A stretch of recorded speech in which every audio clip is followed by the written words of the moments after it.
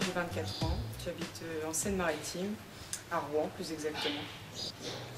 Après mon bac, je ne savais pas trop ce que je pouvais faire, donc je me suis orientée à la faculté, en faculté de psychologie, où ça m'intéressait, mais je me suis aperçue que ça ne me correspondait pas particulièrement.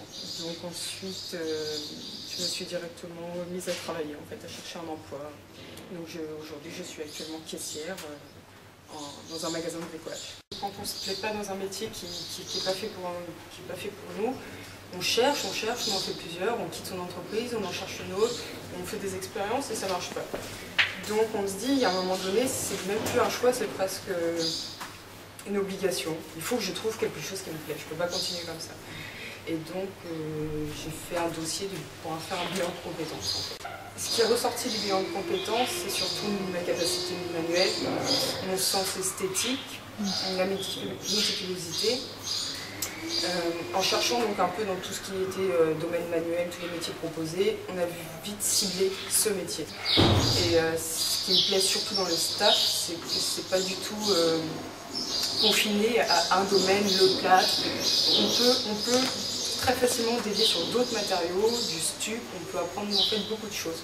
Et on retrouve le staff dans énormément de domaines, que ce soit la décoration d'intérieur évidemment, mais aussi l'industrie, mais aussi la décoration de théâtre, cinéma, il y a énormément de possibilités.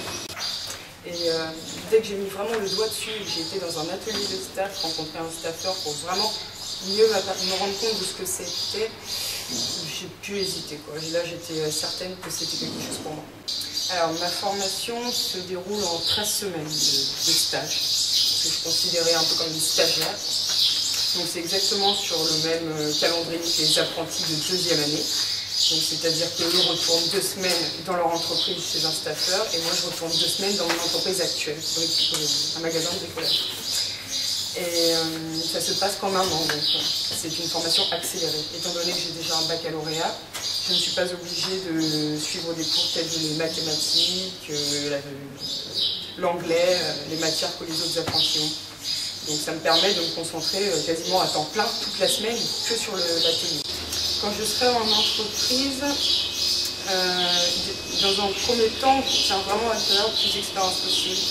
Donc, il y a aussi le confort d'être salarié, parce que c'est confortable, même si éventuellement, par la suite, ça me permet d'avoir mon propre atelier. Alors, les salons, je pense que c'est vraiment quelque chose d'utile. J'ai envie de dire, à la condition que, surtout pour la jeunesse, forcément, c'est des personnes qui étaient un peu comme moi, qui n'ont pas vraiment de vocation, qui ne s'épanouissent pas dans ce qu'ils font et qui cherchent, mais qui ne savent pas par où passer en fait. Alors évidemment, un salon, comme Bâti Défi, où il y a beaucoup de tous les métiers du bâtiment représentés, il y a quand même de fortes chances de voir concrètement quelqu'un qui travaille, de se sentir attiré et plus concerné en voyant les personnes vraiment en action. Job dating, donc, si j'ai bien compris, c'est des rencontres avec des professionnels et des personnes qui, un peu comme un speed dating, mais pour la profession. Personnellement, j'en ai jamais fait, j'en ai jamais vu, mais je trouve que le concept a l'air plutôt pas mal, surtout si les professionnels jouent le jeu réellement et font le déplacement. Je pense que c'est vraiment génial, une bonne chose. Je vais y aller le 23 septembre, si j'ai bien compris. Le problème, c'est que pour le moment, je ne sais pas encore où je serai, ce que je ferai exactement d'ici là, mais si j'ai l'occasion d'y aller, j'irai certainement.